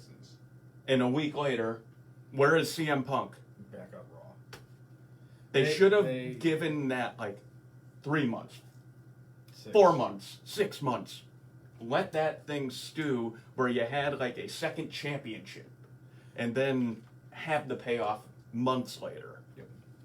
But now they're actually letting that stuff happen. No, that's what they fucked up. They had to basically fuck themselves to put themselves in the right situation to get stories. But even for like another 7, 8, 9 years after that, they would still do crap like that where, somebody should be off TV for a while, and they're off TV for like a day. So come on, Jay. They threw Rey Mysterio and Aleister Black off a Titan that Tower. wasn't that long ago. And that was a year ago. And they were back the next night. They did not die by, Titan Towers, I'm going to say, is somewhere around 50 feet high. They somehow took that bump and got up, dusted themselves off. Like, I'm ready to go today, bro. Rey Mysterio lost a fucking eyeball and was there the next night. Yeah. That was so terrible.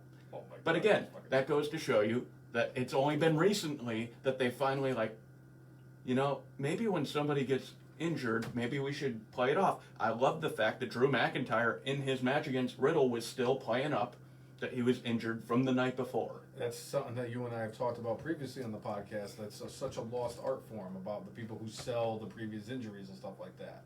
Like John Cena in SummerSlam 2010. Why? Because. Why? That was such an egregious thing that it needs to be brought up as much as Clash 13, the Black Scorpion, and Coco Beware. Speaking of Clash 13, this is actually a pretty interesting segue. So Nicole and I were talking about it yesterday.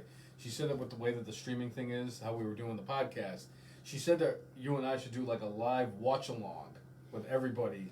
And Remember she's like, when we tried doing that once, Yes. and it didn't work out, but I think I've figured out how to get the screen. If you're going really old school, before Monday Night Raw, WWF had a show called Primetime Wrestling, where Bobby Heenan and Gorilla Monsoon were in the studio, and they had a thing like right in the middle that they would turn and watch as the match was about to go on. So Nicole, we now have the capability of doing that. So Nicole has said that we should do it with like a Raw or a SmackDown or NXT or something like that. Nicole, what did I tell you, if you are actually watching right now, what did I tell you that Jay and I should do for a proper watch-along? Was it Raw? Was it SmackDown? Was it NXT? Was it a pay-per-view? Or was it some of that drizzling shit from AEW with their retarded-looking heavyweight champion, Captain Dirtface? I'm curious. all I could tell you is, Clash 13's it. That is the show of shows. That's what I told her. It's the show of shows. She'll vouch. If she's watching, she'll vouch. It is the, the Fabulous Freebirds having a mildly not terrible match for the first match. Then there was I thought them and the Southern Boys had a pretty solid match. It was not great. And then you got Brian Pillman going against the Nature Boy Buddy Landel, which was not great, even though both of them could work, because I think Buddy Landell was enjoying some drugs at the time, so he was not quite the performer he had been before that. Then after that, the exponential drop in quality. I don't even know. Like, if you think about it, you have the misfire, you have the fuck up from Primetime Brian Lee against freaking the Z-Man. You have. Can you imagine if he was going against Shawn Michaels? What would have happened to him? Could you imagine if he had done that against? Could you imagine if he did that against Antonio Inaki? Can you imagine if he did that against The Undertaker in the Undertaker versus Undertaker match? Oh, Undertaker would have beat the shit out of him right in front of everybody in the ring. The finals of the African branch of the Pat O'Connor Memorial Tag Team Tournament. Every appearance of the Big Cat, the Motor City Madman, the Black Scorpion, Paul Heyman, and Jim Ross doing their best to sell the crap out of that. Starblazer. Sting trying to sell the crap out of that. And then we finally had a main event that was a good caliber match because we had a GOAT against another really solid performer who should be in the WWE Hall of Fame but isn't. Who is now no longer with us. Thanks, Vince. Whose tag team partner is in the WWE Hall of Fame. And is a GOAT. And is absolutely a GOAT. And one of my personal favorites, Ron Simmons. Damn! That's terrible. Hey. But, yeah. Aren't you Ron Simmons' best friend? Ron Simmons. Damn! But I just wanted to bring that up because like Nicole and I were talking about it yesterday. And I was like, I wouldn't be opposed to another watch along with the podcast. Hey, yeah, I think we have better technology capable of making that happen. Yeah! Yeah! Yeah! All right. So last night we had a mixed tag that came out of nowhere, like an RKO. At least it was to help build two storylines continuously. And eventually I think a third storyline will be introduced into this. One of the things Seth Rollins brought up yesterday to Adam Pearce and Sonya Deville was he thought, based off of his win against Cesaro was the last man before Rey Mysterio to have a match against the Tribal Chief. Mm-hmm. Had a hell of a match, like a 30-minute plus match, where he took the Tribal Chief to the limit. Seth Rollins just beat that man. Seth Rollins claiming his right that he should be the next person in line for that title shot against Roman Reigns. And he's not wrong. No, if you're talking about the fact that he beat...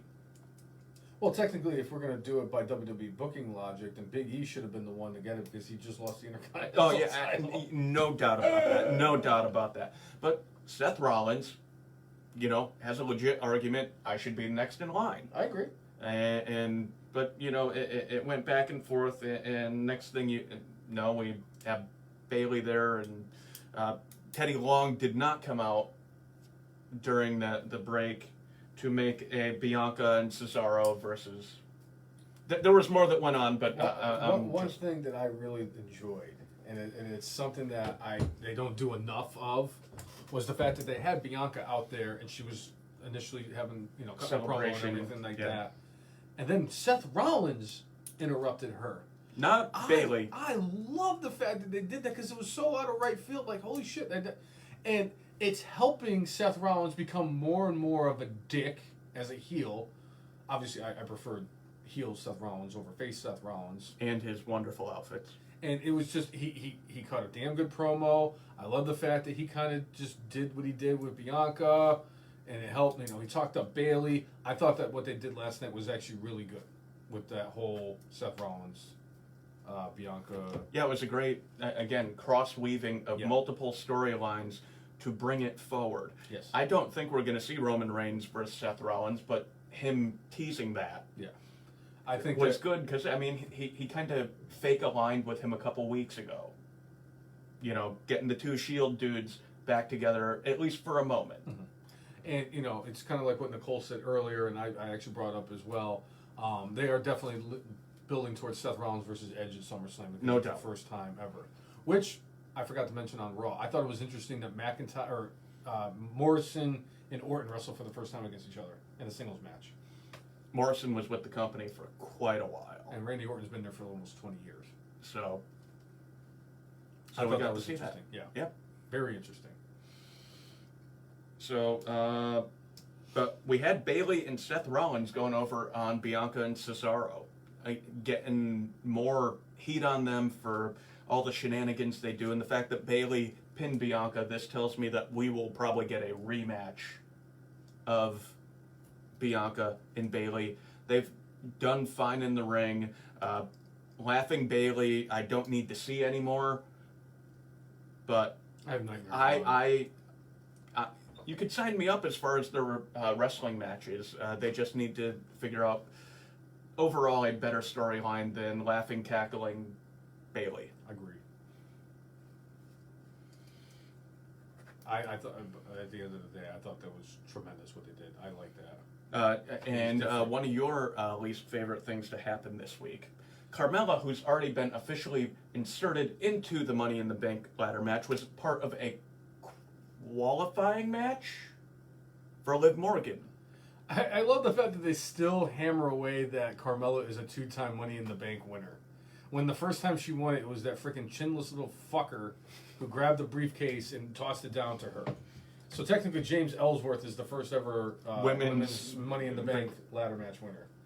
But either way, if they treated the Money in the Bank like they treated like the Masters, where only previous winners are guaranteed. I'd said that about the Royal Rumble, but if they were going to do it for like Money in the Bank, fine, because they already have two. Actually, no, they have all 3 women's Money in the Bank winners in this match because Asuka, Alexa Bliss, and Carmella are all in this match.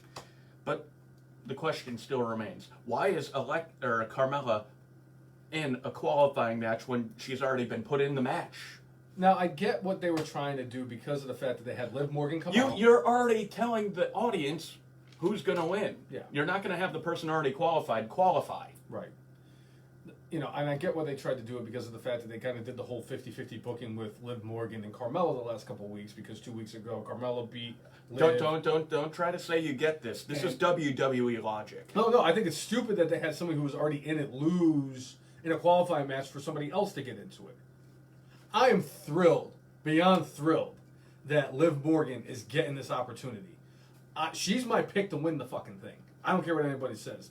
Liv Morgan's going to win the women's Money in the Bank ladder match. I'm calling it right now. All right. I am Babe Ruth, and I'm calling my shot. All right. And the main event, as far as wrestling goes, we did have Jimmy Uso versus Dolph Ziggler, which we got into before. Tremendous match. Jimmy going over with a super kick. Fucking terrible super kick, though. It But was Dolph sold it. Oh, yeah, of course he did. Because he's Dolph Ziggler. Yeah. But it was the super kick was so anticlimactic. It didn't hit like it normally would, and I'm like, oh, that's bad. Not bad enough to be my bad, but it was bad. So, we had that, and then again the final segment with Roman Reigns and Edge, which we went over before. Yep. That match is happening at Money in the Bank, and that's specifically there are going to be fans in the audience for Money in the Bank in Texas. They want to sell as many tickets as possible, and they want to have the biggest match they can have. Edge never got his one-on-one match with the champion. Yeah? He won the Royal Rumble, and, when they inserted Daniel Bryan in this, it was, more or less to give Daniel Bryan a good, big send-off for all his years of great, loyal work. A man who came back from being told he will never wrestle again to, main eventing shows again, to creating one of my favorite characters in the last 10 years, the real Daniel Bryan with the hemp title. I freaking love that. And allowing Daniel Bryan to main event WrestleMania and then have his final matches of his last deal with WWE against the Tribal Chief for the title. So I somewhat understand why they wanted to do that. They wanted to show proper respect to Daniel Bryan for all he did. But Edge deserved to have a one-on-one match. Edge did not lose a one-on-one match against Roman Reigns. Agreed. So we'll get to see that coming up soon. I'll tell you, Edge looked a lot less older than he did when he was... His beard was super full. Oh, yeah, it looked good.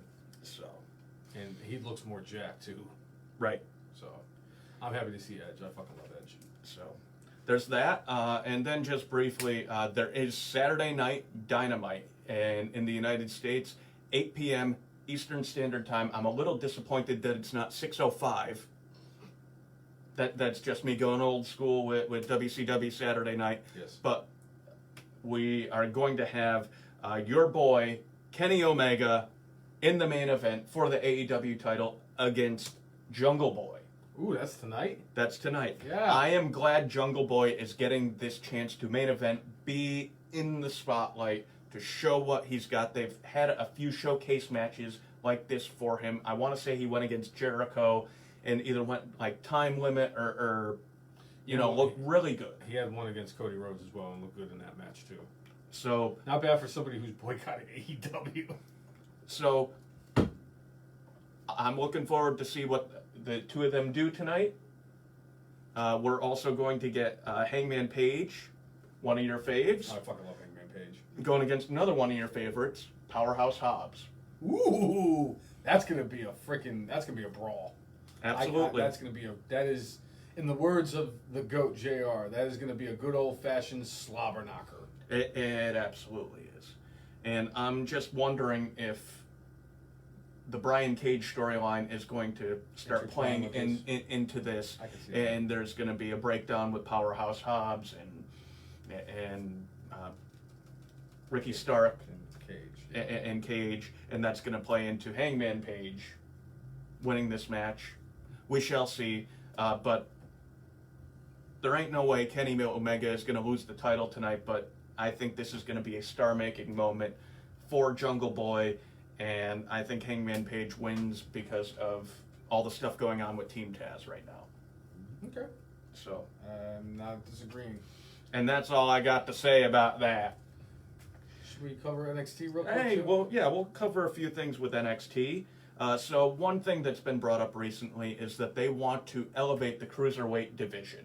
One thing that they did this week to start that push is we had Kyle O'Reilly, who was just in the main event several times for TakeOver and just on NXT in general, going against the Cruiserweight champion, Kushida. Yes. I don't know if, technically speaking, O'Reilly's Cruiserweight division weight, I think he's heavier than that. O'Reilly goes over in this match. If he's over a Cruiserweight champion or a Cruiserweight division weight, okay, I don't feel so bad about that. But again, Kushida going against somebody in the ring that's at the main event level in NXT is not the worst thing. The end of this match, though, is where it all comes together. Roderick Strong returned with a faction, and they were referring to themselves as the Diamond Mine. It's Roderick Strong, Malcolm Bivens, Tyler Rust, and Hideki Suzuki. Ooh. So with this, the whole idea of the Diamond Mine, I think they have been doing vignettes that kind of like MMA style stuff and talking about how the pressure creates diamonds. So the fact that they have a faction that's going to be, more specifically cruiserweight, having Kushida going against Kyle O'Reilly, who was just in the main event, hopefully this will start to elevate the whole thing and bring it forward. By the way, Kyle O'Reilly weighs a whopping 200 pounds Okay. on the nose. He doesn't look huge, No. but he's definitely bigger than Kushida. Yeah. So, but again, You're O'Reilly was just in the main event. Yeah. So, I don't like seeing champions lose cleanly, but it served a purpose, I guess, this time around. I love the fact that Roddy Strong is going to be the head of the Diamond Mine faction, and I think this is good because Bivens is grossly underrated for what he does. Yeah. And I think that this is going to be an interesting faction. These are three guys who are very talented, very good in the ring, and Roddy Strong going from being in the Undisputed Era to being the lead on a faction, I think is a tremendous move, and it's going to give him an opportunity. And Bivens can kind of be his mouthpiece because Roddy Strong does not sound intimidating by any means. Roddy Strong might be the Brock Holt of professional wrestling, but at the end of the day, he just sounds like a 7-year-old child. Right. and he's my age. So, not to say that I sound like a freaking a gargantuan. But I'm looking forward to see what they do this and what they're going to do going forward. It feels like, based off of how they're presenting them, I think Roderick Strong's going to win the Cruiserweight title soon. I agree. Nothing wrong with Kushida, but if you're trying to showcase these guys as powerhouses of the division, he should be the champion. Agreed. So we had that. We had the team Hit Road defeating the now released Everrise. Recently re-signed, recently released Everrise. Good job, WWE. Wait, I don't think the left hand and the right hand are talking to each other.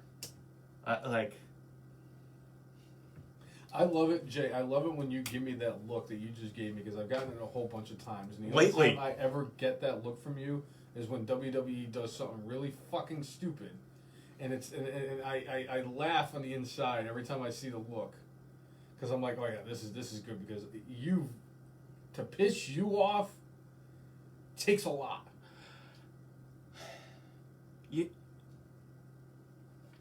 I can suspend my disbelief a certain amount.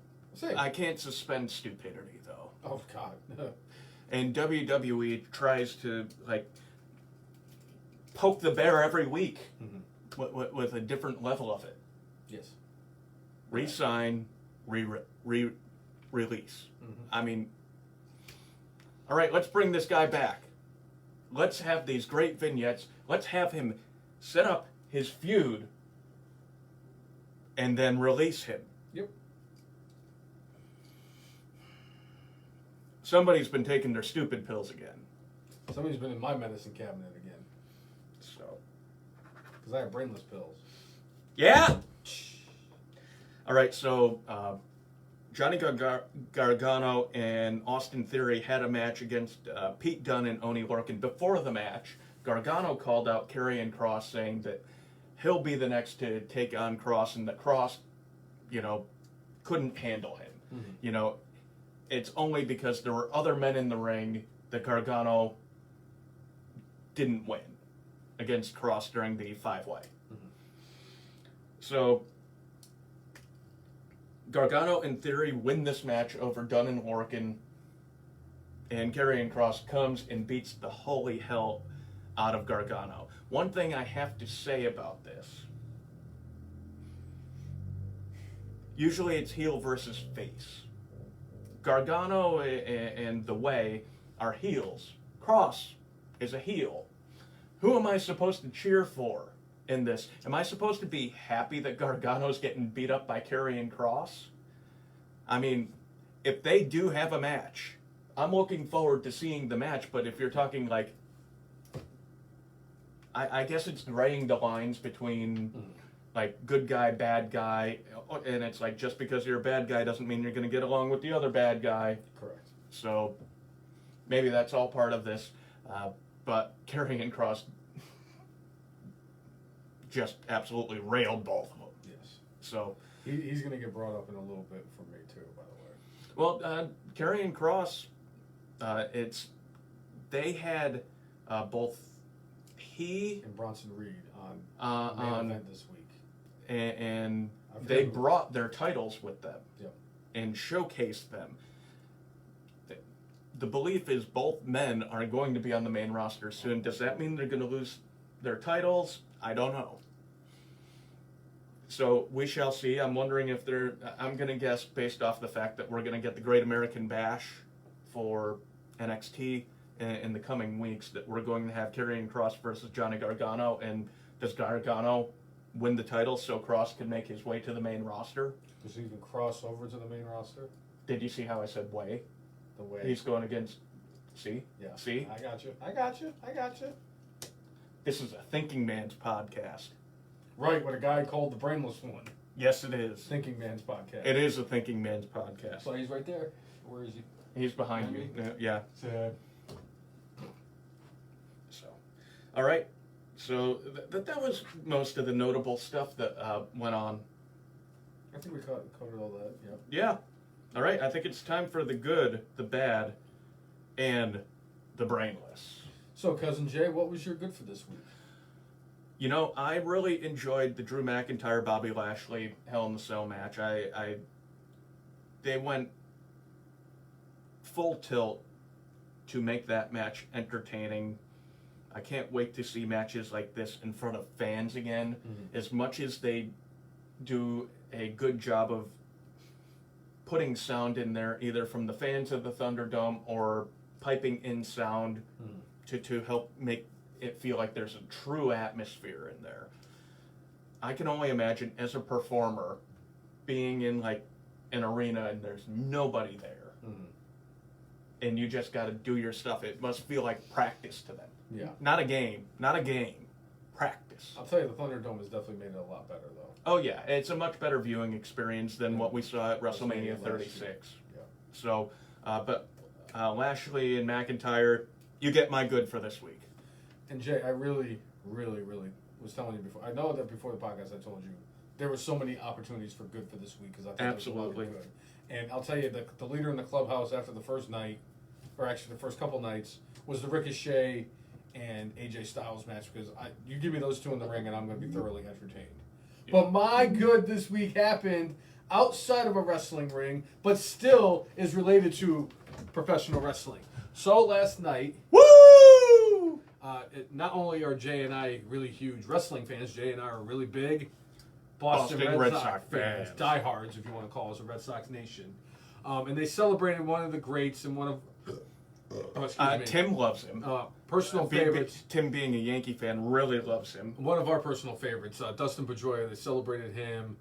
It was his retirement ceremony against the Yankees. Fuck the Yankees. They can kiss my ass. But during the ceremony, they brought out a bunch of his former teammates. I loved that when Pedroia came out, he had like a wrestling entrance where they had smoke and fire, and it was fantastic.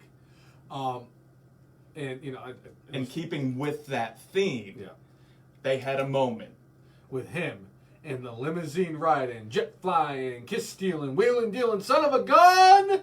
That ain't your boy, 16-time world heavyweight champion, Ric Flair. Woo! And Flair presented Dustin Pedroia with a title. You all right there? Yeah, I'm good. With a title, and it was a cool moment. You could tell Pedroia, a wrestling fan, was like, yeah, this is so cool. And then he gets to introduce his kids to Ric Flair and talking about this is the champ. He is the champ. It's Ric fucking Flair, man. And it was just a cool moment. I love the fact that they brought Ric Flair into all of this. I mean, it would have been my good either way, but the fact that they brought in Ric Flair just makes it that much better. So that is my good for this week. All right. What do you got for your bad? My bad is all the releases that they did with the performers. I'm not going to say about the writer. The performers this week. You are making record profits. You've had this roster, and now basically in the last couple of months, you've trimmed about 20 performers from your who are on your payroll. Mm-hmm. Why do you need to do that? You have a shitty 3-hour show that could use new people and new characters to prop it up, to make it something more than it is. Instead, we get a steaming pile of crap every week. Nay, we get a steaming pile of crap and MVP every week. And Bobby Lashley. Do not lump in the Hurt Business with that steaming pile of crap. And the bra. All right. I'll digress about that then. And Randy Orton, because he's a goat. Right. My bad for this week goes to Karrion Kross on Main Event this week. Now, I don't have a problem with Karrion Kross and Bronson Reed making an appearance on Main Event because I know it's not Raw or SmackDown, but it's more exposure than just being down in NXT. And him going up against Shelton Benjamin was a hell of a pick because Shelton Benjamin is a very, very good veteran guy to actually work with, and he still can have a good match considering he's almost 50. Well, and the thing with Shelton Benjamin, for him, Vince could put him in the ring with a guy and give him like, yeah, this guy can work. Yeah. Or this guy can't work because Shelton Benjamin's been in with the best. Yes. You know, still the best sell of Sweet Chin music ever. Shelton Benjamin doing the jump off the rope Yep. and eating sweet chin music from halfway across the ring. And the Money in the Shelton Bank ladder match, Benjamin Yep. knows whether or not you can work, and I know that is specifically why Karrion Kross was in the ring with him. But the reason it gets my bad is because they gave us a watered down version of his entrance from NXT, which is one of the best things down there. And there was no Scarlett. So I kind of had between that and the fact that you could tell that he was very salty on his way to the ring, like he did not want to be there, and he just knew that with his music being watered down and his wife not being there, he was not in a good mood. So, Not the presentation that they should be doing with this guy to put him in front of a new audience. and it was just poorly WWE, lazy booking. So that's why it gets my bad for this week. All right. I think we're going to be on the same page for Brainless. I don't know.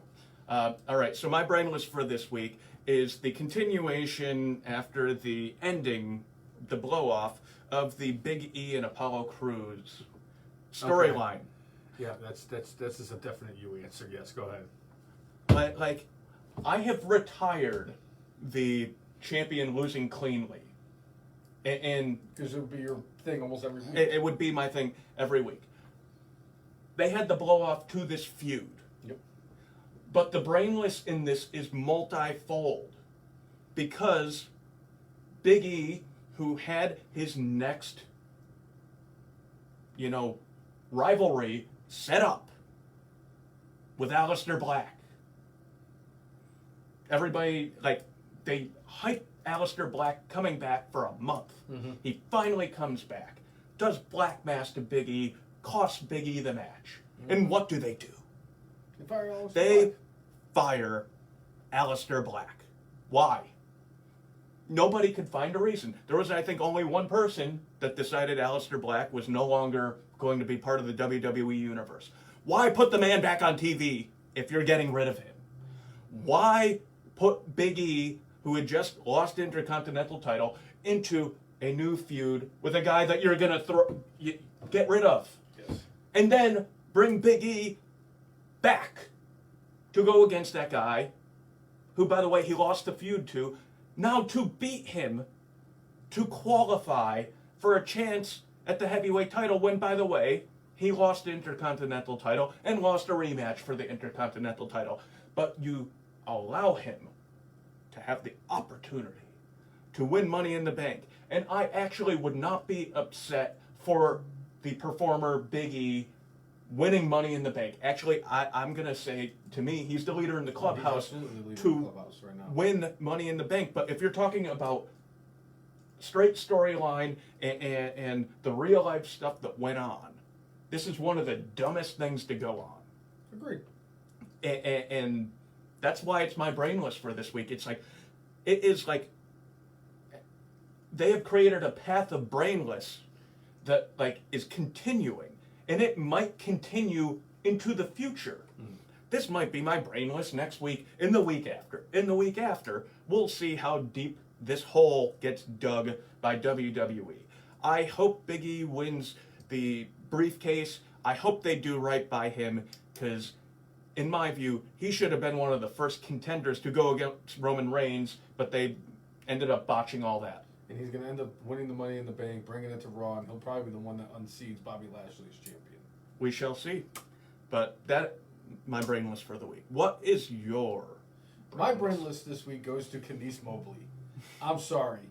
You are a writer for WWE. You're outside of the wrestling element, and you come in there and you come out here and oh yeah, Bobby Ashley, I think his name is. He's part of a faction with these three other guys. I'm not paying attention, even though Cedric Alexander and Shelton Benjamin are no longer part of the Hurt Business. And then I'm just going to say the Hurt Business and all that. It's just, oh my God. I'm like, the rule number one, don't expose the business. You don't want to do it. And Vince McMahon has been putting out a lot of fires over the years, whether it was Dr. David Schultz or if it was Iron Sheik and Hacksaw Jim Duggan getting pulled over. And Sheik, you tested positive. Yes! Sheik, positive's not good. Vince McMahon blowing himself in a limousine and then having one of his wrestlers kill his family and then hang himself. And they did a tribute show. They did a tribute show to him and everything. I'm sorry, you just don't. You don't bring up that kind of stuff. You don't go on shows like that. You just show how stupid it is. And it's like, wrestling fans already knew. When Freddie Prinze Jr. was writing for Monday Night Raw no more than 15 years ago, everybody knew that there was all these people who, it wasn't just about wrestlers. They have a nice mix of professional wrestlers and people outside of the wrestling industry putting these scripts together. And this woman just completely, it's terrible. Because I'll tell you right now, AEW ain't picking her up. They're not going to hire somebody that fucking stupid. Yeah. So the fact that she was brainless makes her my brainless for this week. All right. I'm going to get this right this week because I have not. I need this. This is my redemption from last week. I have been stewing on this for 8 days that I fucked this up last week. So this is it, the redemption.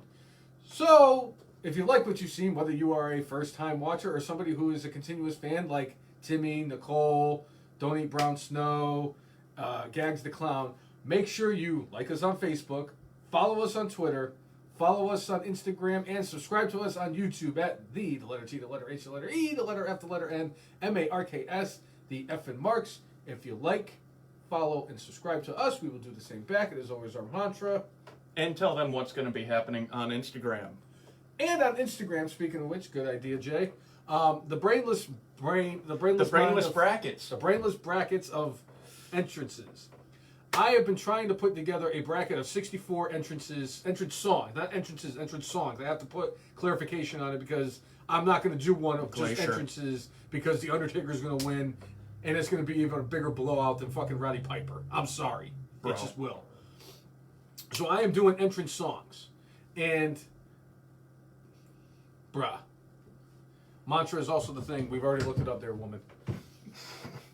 But Nicole and I and Jay and Corey and all these other people who have kind of helped put this thing together, I am going to have the super duper tournament of tournaments.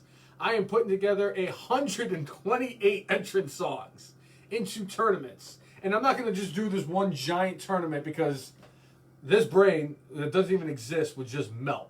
So what we're going to do, starting tomorrow, I am going to have 8 different brackets of 16. And in these brackets, one's going to be a classic wrestling entrance song, which is kind of the Hulk Hogan golden era type of wrestling. Then you're going to have the Attitude Era, which is Steve Austin. You're going to have Ruthless Aggression, which would include the Doctor of Thugonomics, John Cena.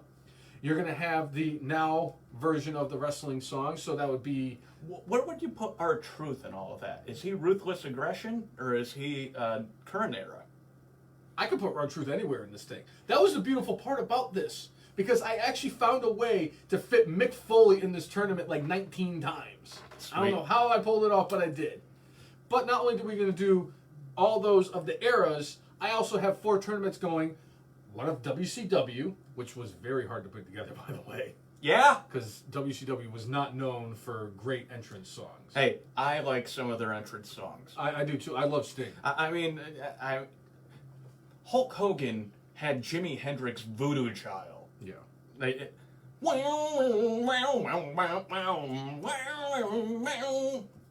Couple of goats there. But Ric Flair? Are you kidding me? Yeah. Are you kidding me? Yeah. That's like one of the greatest entrance songs ever. True. But we're also, like I said, we're going to have a WCW one. I'm going to have an NXT tournament because I felt like I would be disrespecting a lot of people down in NXT. That's on there. Johnny Gargano, just for Jeff, so Jeff can go, oh my God, land. You know, just a bunch of those. Tommaso Ciampa had to be on there for me. I'm also doing one for all women, an all women's tournament, which was actually kind of fun putting that one together. I'm not going to lie. Some ones I haven't even heard in a while. And then the last one, all gimmicks. So your favorites like Tatanka, the Disco Inferno, just wrestlers like Doink the Clown's going to be in that. Duke Drosy. Stop. They're all going to be part of that tournament. And what I'm going to do is each week I'm going to do a tournament of 16, and whoever wins that makes it into the final bracket of 8, and we will determine who is the greatest entrance song of all time in all of those brackets. So tune in to our Instagram page. Yeah. Tomorrow, I'm going to announce it probably at some point during the day when I'm going to make the actual tournament. And check that out on Facebook and on Instagram. Yeah. We're going to have some fun with this. All right, and beyond that, we are now putting the podcast on Spotify, so you can take it on the road with you. It'll also be on Apple Podcasts and almost everywhere where podcasts are available. And make sure you check us out every week live on Facebook, and then following after that on YouTube at the FN Marks, or on our for Facebook, we're also on the All Elite Marks page. Every week, set up the notifications on the All Elite Marks page for when we go live, so you will be notified, so you could join in with the conversation. And see this wonderful face. Yeah. The beardless one will be back to being bearded in about another week or two. Yeah. But All right, I think that's it. I think we've touched base on everything. Wait. There's still one more thing. What's that brainless one? That's because today, on June 26th of 2021, at an astonishing 2,344 days, FN Marks All America is still alive in the 2015 Royal Rumble.